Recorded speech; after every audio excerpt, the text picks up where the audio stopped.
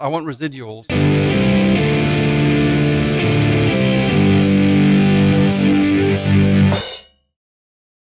It is a Whip Ass Wednesday, Freak Nation. We're going to be whipping some ass with some fantasy football and some lines in the National Football League coming up in about 10, 15 minutes with Jeff Erickson, RotoWire.com. Always great to get him here in the Freak Nation. How's your fantasy football league going, Richie? I'm winning. You're not even playing, are you? I'm winning. That's a win. True. I'm not losing. If you ain't winning, you ain't losing. No, you ain't first, you're last. Right. I'm terrible at fantasy football, so I don't play. Yeah. Oh, but you're evidently pretty damn good at gambling because what'd you say? You went 5 for 5 last week? 6 for 6, baby. Did you really? I swear. Yeah. As long as Cincinnati covered, which I think they did. I'm not really sure, but I would have got 6-0. Yeah. Oh, the Chargers. The Chargers put a beat down on the Bengals. Yes, and I picked the Chargers. Oh, okay. Wow. Nice. Well done. Attaboy. Hey, man, let's get into some whipping ass. We enjoy our Wednesdays. I think Richie just did. Yeah, I think he totally just did. Nice job, And you know what Richie. the funny thing is?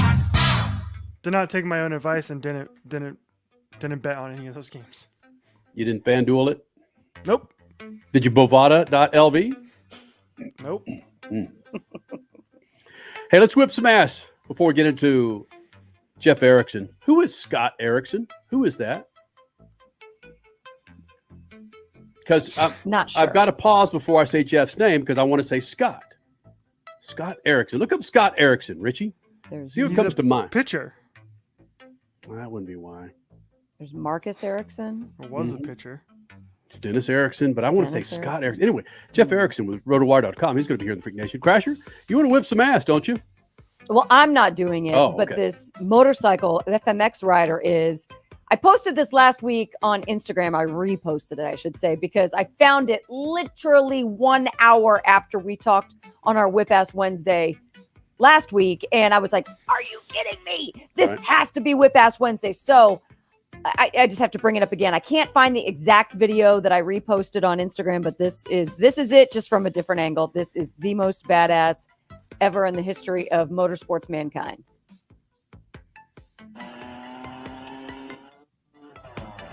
Front flip. Oh, let's just go for another one. And whoosh, parachute. There's another view. That's basically the viewpoint that I posted right there. And where's the parachute? It's coming. Oh, what? How do you practice that? I don't know. Oh my God. Yeah, it's a double front flip. That's insane. There you go. Uno, dos. And the parachute comes in. You sure it wasn't 3? Oh, maybe it Say was. it again. Let's try this. Let's see. 2. That's 2. You're right. 2. So badass. That's whipping ass right there, baby. Yes, it is. That is just Nice whip ass. the balls that it takes to do that. The ovaries if a chick's doing it. OMG. You know what that reminds me of? Is the James Bond movie with Roger Moore, the Spy Who Loved Me, the very beginning of the movie, and they're going skiing, The skier. the ski chase, Right. and then he Huh? jumps off the cliff, and then the parachute opens, and it's like the big flag for Great Britain. That's what that reminds me of. There you go. I got to say this, man. We've had a lot of cool partners in our time, and Red Bull was certainly one of them. Ooh, yeah. They sent us to Spain twice, right, for FMX and the kickoff for the Dakar Rally. Right? Gave us carte blanche at the MotoGP at Indianapolis Motor Speedway Twice. twice. They sent us somewhere else too, Craig. Hungry for the Red Bull Air Oh races. my God. We were on the Danube River. Yeah. Budapest. Budapest. Oh my gosh. Budapest. Budapest. Yes. There's no. Also Scotland. They sent us to Scotland for something. Yeah, it's just wow. They were arguably, without question, one of the best sponsors of all time. Hey, Richie, let's whip some ass on your end. What you got, bub? Okay, so I saw this on Twitter yesterday. It's great. This is to be the one and only time I give credit to the University of Arizona, and I don't blame them one bit for this. This is big. This was a fan survey done by Vegas Insider. They did a survey of 2,000 fans across the nation, and they tried to figure out which college football fan base was the booziest. Okay. So there's a list right there. Kind of tough to see a little bit, but Nebraska. U of A does make the list,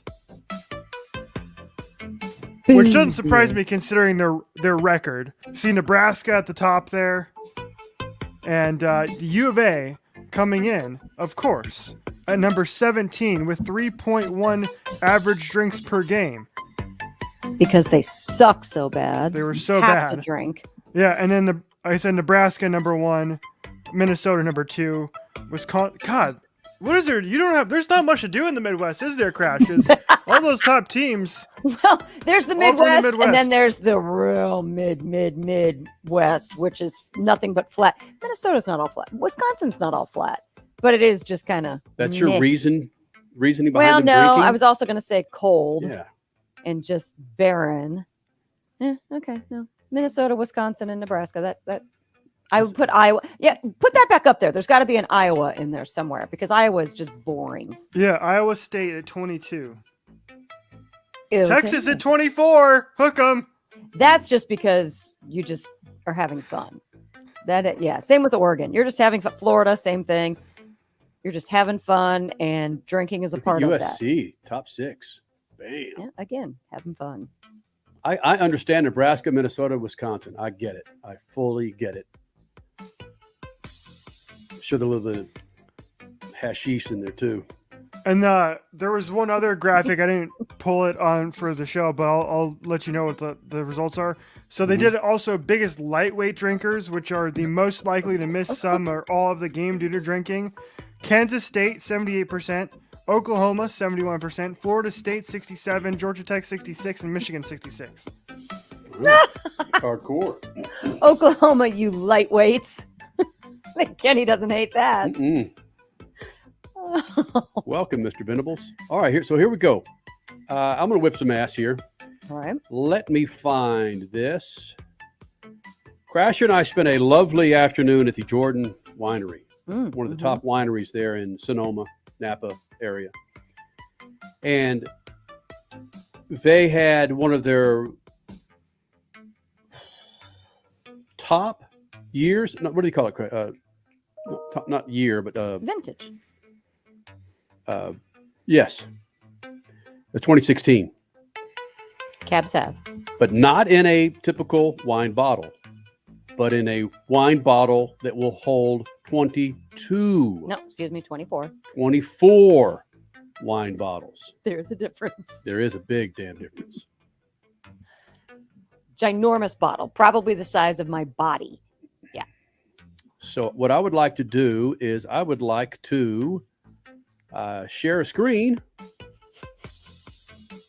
You guys can chat a little bit if you'd like. So you're having a little technical This is the difficulties? second show in a row where Kenny can't figure out how to do any of this. This is amazing. The problem is that they're not letting me share this. It's got to be an MP4. Happy bastards. You guys chat a little bit. Crasher, tell Richie about our time up there, will you? Oh, because that's what everybody wants to know is how boozy, speaking of booziest areas, how boozy did you get at a winery, especially a nice one like Jordan Winery? We were on good behavior. Let's put it that way. But yes, Kenny did stand in line for when they were going to tap, so to speak, or uncork this mega bottle, which, like I said, was the size of my body. And it could hold, if you poured it all out, it would be equivalent to 24 regular bottles of wine. And yeah, Kenny stood in line for the 2016 vintage and was very happy. His taste buds were very happy by the time he got to the line. And I think he's trying to show a video of the video that I think you're trying to show doesn't even show the full size of this bottle. You kind of grasp it though. Yeah, it does. Yeah, you can kind of grasp it. Okay. All right, real quick here. Oh, you find it? Yeah.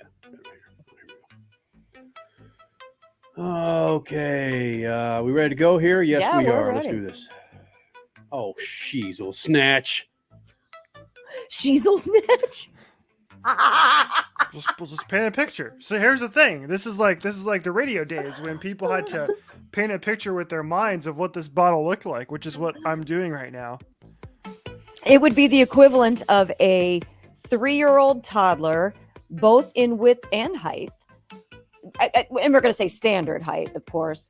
The cork size was about an approximate Red Bull regular can size. Right. And yeah, I've got it's just full deliciousness. Again, StreamYard, you need to get your shit together, man. I can do one thing, but I can't do the other thing. Then you say I can't do that one thing, but then I can do the other thing. You guys ready? Yes. God, what a letdown this is going to be. All right, time for the big boy. All right.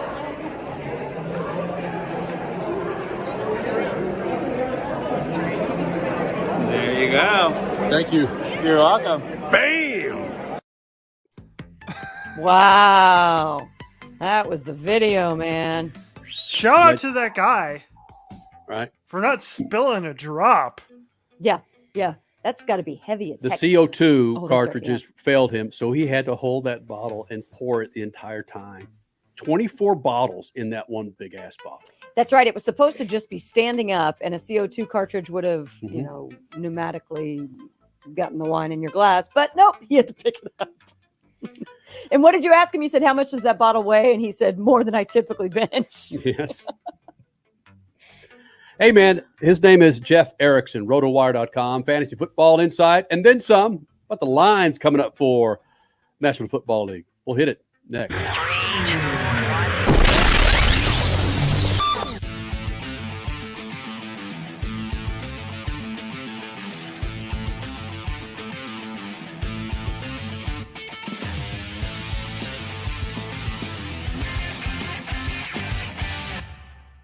While the other networks are in reruns, see what we run.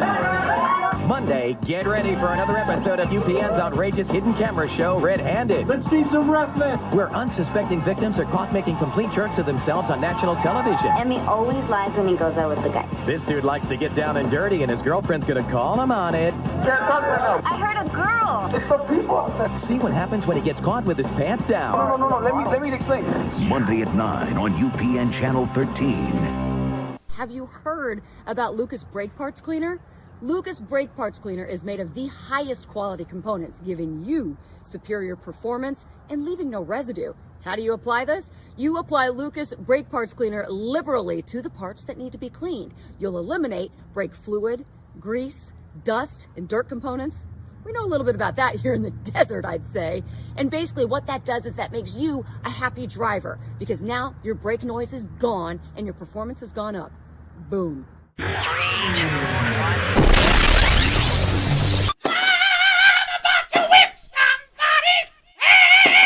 I want residuals.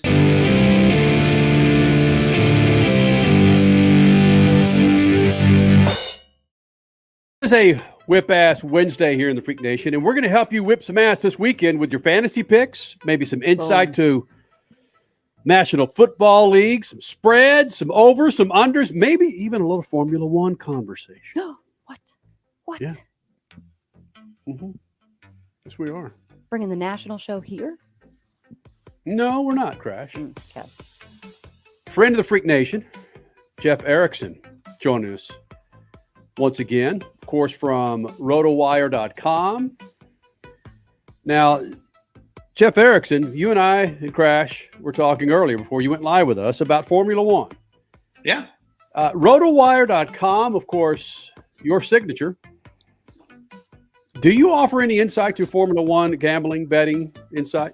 We do. It's minimal because there's not a whole lot there on in fantasy circles. But because wagering is available, we try to provide that. As long as we get the interest there, like we cover cricket because you can play fantasy cricket. So thus we'll get it. And we've covered NASCAR for years. We've covered IndyCar for a while, but the thing is, it just has to build that audience. In the last 5 years, Formula One's built that huge audience stateside. Mm-hmm. And so we're starting to cover a little bit more of that there. The great thing for me too, is it's at that point where like on a football Sunday, I can choose which I'm going to watch live, but I don't have to worry about getting spoiled so much about Formula One. It's growing, but my Twitter feed's not just completely blowing up either.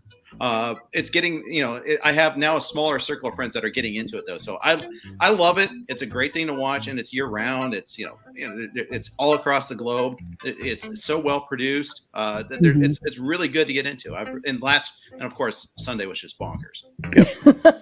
How do you guys though at RotoWire not get spread too thin? I mean, if you're covering cricket, I mean, how do you continue I don't cover cricket. Let's make that this clear. Okay.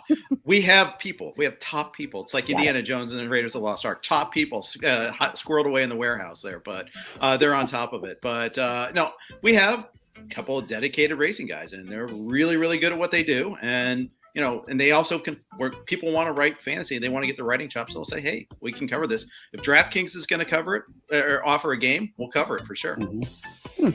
All right, Jeff Erickson, RotoWire, RotoWire.com, joining us here in the Freak Nation. A couple of fantasy football questions. But before I get into that, there's a great piece up at RotoWire.com from your cohort, Chris Liss, talking about the MVP race. And, of course, Kyler Murray is mentioned in there, Tom Brady, Matthew Stafford, Josh Allen, Aaron Rodgers, and others. But Chris is making a strong push for Kyler Murray. At this point, even missing 3 games, Kyler Murray being the MVP for the National Football League this season. Sure. Always the quarterbacks are hugely pushed in MVP races. They have more touches on the ball. They get a lot more opportunities. You've got the leading quarterback who's playing well, coming off a great game, on the team with the best record in the NFL, and the stats are holding up. It's not like he's a game manager like Joe Flacco out there. He's actually a big positive difference on the team. And the competition this year has not risen. I mean, you look at Patrick Mahomes not having an MVP season. You look at Josh Allen not having an MVP season, even though he was the betting favorite for a really long time. I think it's Brady versus Murray, really. I mean, you can make a case for Jonathan Taylor, but the Colts might not even make the playoffs. And if they don't make the playoffs, there's no way he wins the MVP. I think last time we talked to you, which was only a few weeks ago, you had like 276 fantasy leagues that you were in. How many are still producing well for you? I have 18. I'm down to, I'd say 16 are still live. There's a couple dead ones. But I'm in a guillotine league. We made it to the finals this week, so I'm excited about that because I had this, in a guillotine league is you just avoid being last place. Last place team gets knocked out. Their players go into the free agent pool. You try to pick them up, try to build a stronger, better team, and just try to avoid being last. And for so many weeks, I was second to last, third to last. So just getting by. But, this week we narrowed it down to our top 2, and I'm still alive somehow. So it's a fun new format. I haven't played a whole lot of that. And you have to try to figure out how to manage your free agent money, how to kind of just get by. So after this week, that one will be done now. Who are you picking in your guillotine league for your finals versus some of your other teams? Well, and the thing is, the free agent pool is just the 2 of us, so we can pick virtually everything. But there's no Taylor this week. There's no Pats. I have the Pats defense and the Pats kicker who've just been like money every single week. I got to replace them. But the good news is I got most of the virtual universe to choose from, so it'll be pretty easy. We're getting close to the playoffs, and a lot of concerns for people that are going deep into their fantasy football, of course, are injuries. What are some injuries we should be aware of with some of our starters going into this week? So the Thursday game jumps right off because Adam Thielen has a high ankle sprain, is almost certainly going to miss it. In fact, Mike Zimmer had a press conference on Tuesday, and he said that he's going to come back at some point this week. That implies he's not going to play Thursday. So you look at KJ Osborne as a guy that might get more opportunities as a result of this. Justin Jefferson will get even more targets than he usually gets. It's going to be a tight game against the Steelers. It's a desperate game for both teams. So that should be pretty interesting to watch. You're going to watch to see some of the guys whether they're going to come back from injury this week. You're going to check and see, if Alvin Kamara, for instance, on the Saints. That's a big one there. Saints are desperate right now too. They need to get anybody back that they can. It might be too late, as a matter of fact. But that's the NFC. You're going to have some team that's right around 500 getting in this year. Mm-hmm. Jeff, I want to focus in on one particular game coming up. It's on Monday. It's Rams and Cardinals, and I have 2 questions relating to this one particular game. Okay. This is a caveat. I'm a Rams fan. Okay, so I just want to put that out there. That's a caveat. Make sure that's on the record. However, Odell Beckham Jr., when he was acquired by the Rams, I was not a big fan of it. I thought he was going to be kind of a disruptor in the locker room. And so far, fantasy-wise, I feel like he's been productive, right? He's caught the 2 touchdowns in 2 games. Mm-hmm. Is he someone that, especially as we move now into the stretch and we're getting near the playoffs for a lot of fantasy leagues, is he... First of all, do you know if he's available in a lot of leagues, number one? And then number two, is he worth tacking onto your team as a wide receiver or a flex player? He's not available in most leagues because, he was drafted all along. Most people didn't give up on him when he was hurt and, or when he got suspended that one game. So he's probably available in only like 20% of leagues, and even less probably now that he's proven to be somewhat healthy. The thing is, he's got a better quarterback now. He's in a better system in terms of, reviving the wide receiver spot. In Cleveland, it seems like it's just kind of a death knell for the passing game right now. And Robert Woods got hurt. That the timing was fortuitous because Woods hurt himself in practice the day after Beckham agreed to join the Rams. So it wasn't like they knew it was coming, but it really kind of worked out. So he's getting a good target share, a good route share. So he's definitely worth using for sure. I think this week is a pretty tough matchup against Arizona on the road, but I think they're going to try to learn from the last game where Arizona just ran it down their throats and try to get a little bit more ball control in this game. So we'll see how that works out. That leads me to the spread of that Monday Night Football game, which when I saw it kind of shocked me a little bit, seeing how the Rams have played over the course of the last month of the season, where they've regressed since that game at the beginning of the year. I believe it was in week 3 or 4 in LA, where the Cardinals, like you said, they dominated from start to finish in that football game. Were you surprised when you saw the line there? It's sitting at between 2.5 and 3 points right now. That seems almost too good to be true, in my opinion, to take the Cardinals giving up the 3 points in that game. Sure, it seems like a what am I missing sort of game because the line's treating them as virtual equals. I would say they're questioning whether Arizona's going to have a huge home field advantage or not. Rams fans there'll probably be more than a handful of them. It won't be like a Bears coming to town or anything like that. Where you've got a lot of snowbirds. But I do think that the book treats the Rams as a bit of a public team. They always seem to be a little bit higher in the spread than you would think they should be. But I think with a fully healthy Murray, and I think we showed that against the Bears, I think that you're looking at a pretty good opportunity here. I'm with you. I think that line should be a little bit higher in favor of the Cardinals. Who are you picking up? Who are you dropping this week? It's kind of slim in terms of the pickups. There's not too many guys that I look at right away and say, oh, we got to go pick this guy up. So KJ Osborne's a guy I mentioned at wide receiver. I think he's going to get a reasonable opportunity. Russell Gage in Atlanta is getting the targets that many expected at the beginning of the year and just weren't happening. The last 3 weeks that has happened. They get an okay matchup against Carolina this week. That might not be bad. You really have to see with the Wednesday practice reports to see that hidden injury, the guy that's going to open up the running back spot. Last week we had a couple of those surprise situations there that worked out. I might pick up Ramondre Stevenson and stash him for the future weeks for the playoffs because we saw that Harris got hurt on Monday night against the Bills. That looks like that could be a multi-week injury. So if that's the case, Stevenson looked really good against the Bills. All right, Jeff Erickson, RotoWire, RotoWire.com. Fantastic insight to your fantasy football, and not just football, Freak Nation, cricket, National Basketball Association, maybe some Formula One every now and then. It's awesome. Hey, it gets down to crunch time now. As we get closer to the playoffs, I find that my wins and losses get tighter and tighter. Where can I find those extra 2-3 points? Do I really need to dig deep into the matchups with defenses? You should always. Yeah, it's always. In particular now? Yeah, and the best part is half your league's probably not digging as hard either.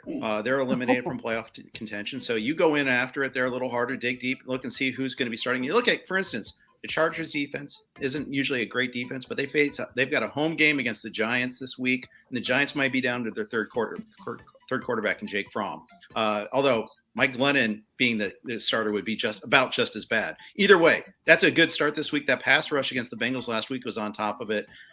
I know the Chargers have no home field advantage compared to the rest of the league in terms of their fan base. The Giants will travel relatively well, but they're a beaten down franchise. Chargers get off to a good start in that game. That could be a really good matchup for that defense.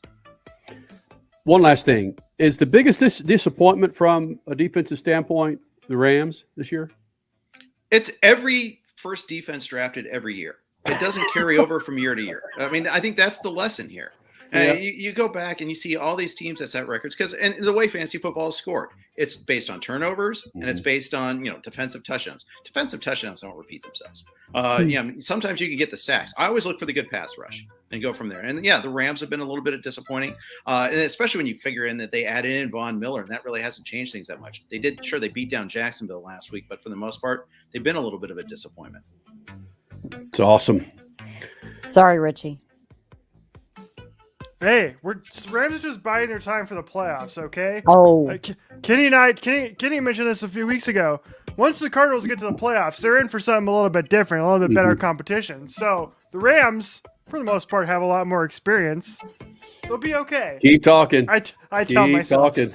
Yeah, they'll have an experience of playing a road game in the playoffs, just like they did last year against Seattle. So, they won that game, and then they had to go to Green Bay. So that's the problem.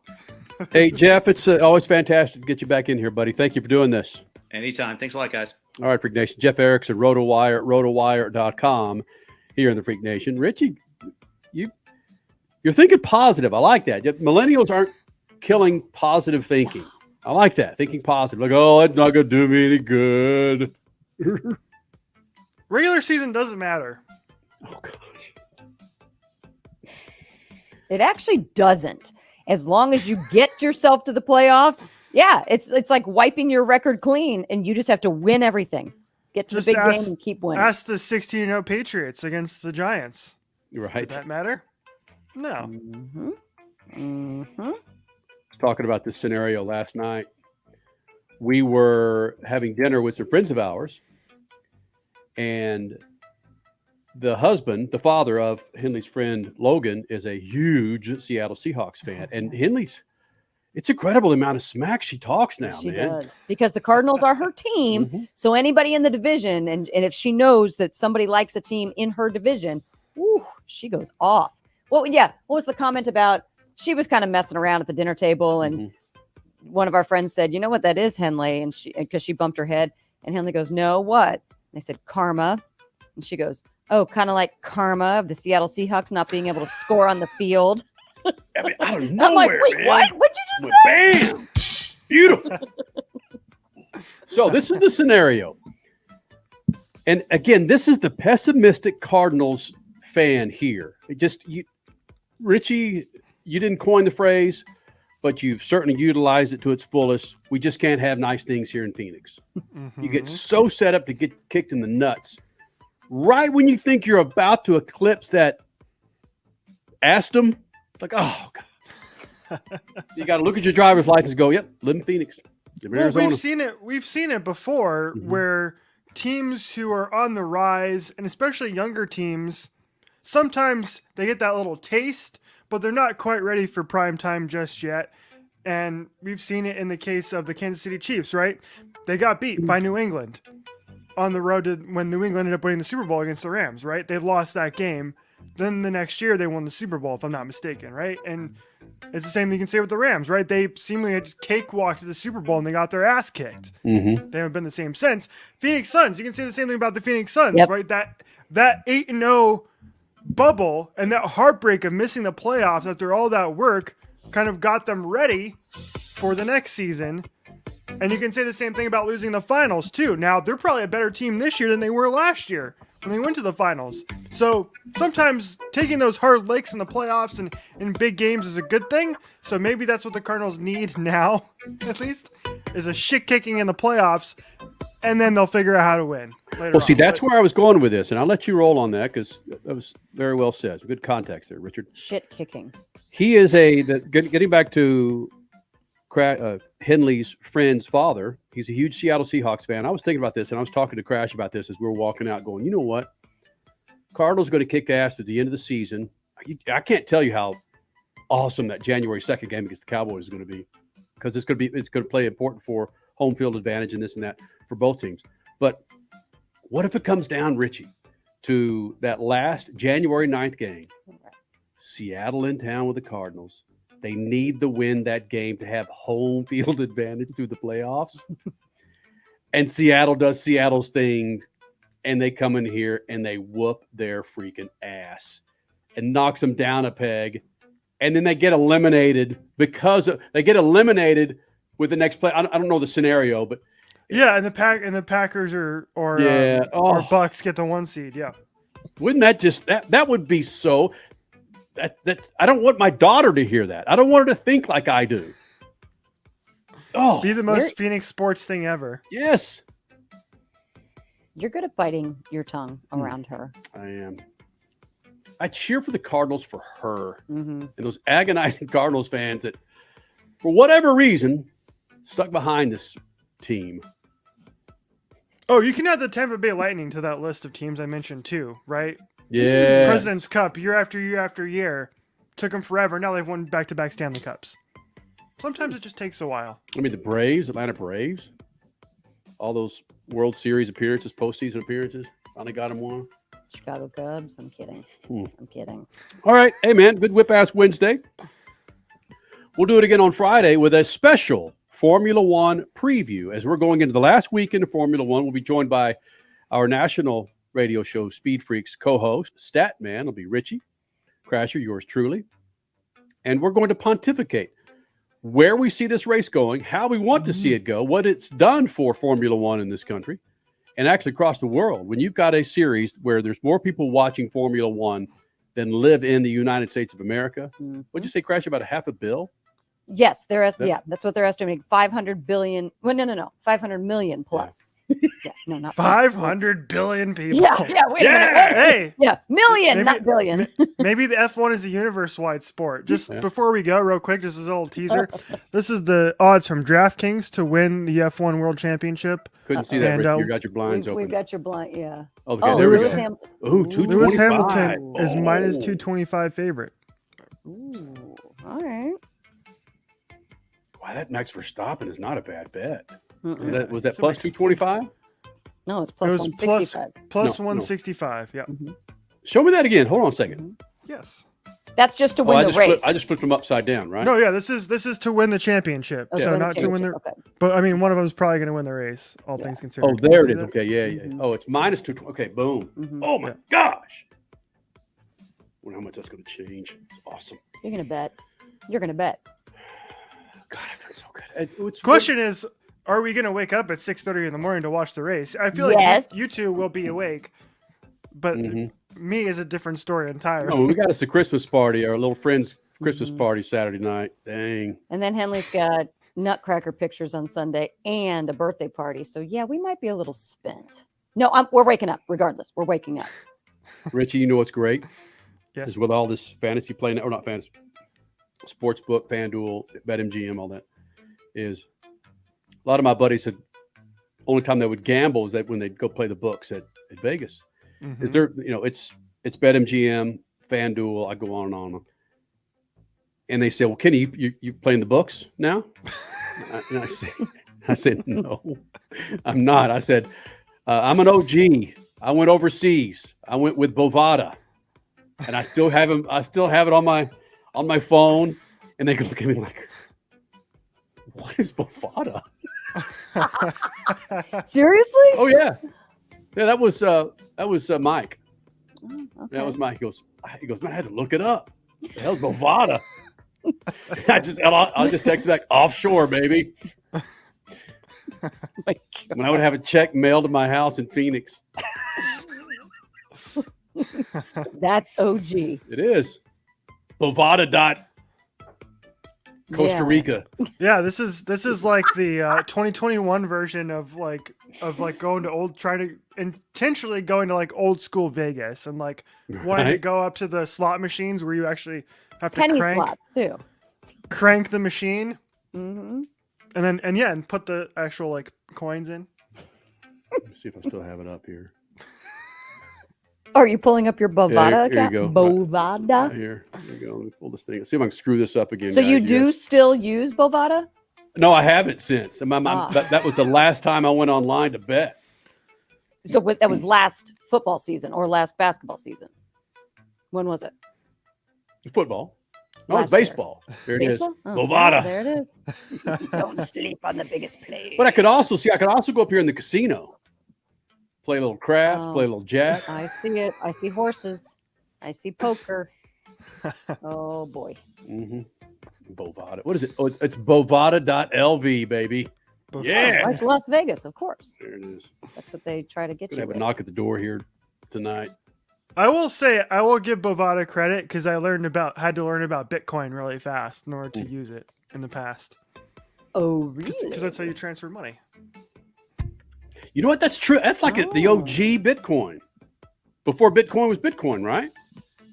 No, I'm just saying that in recent memory, instead of having to like mail a check or whatever, the easiest way to deposit money there and in and out was you had to buy Bitcoin and then take that Bitcoin and transfer it over.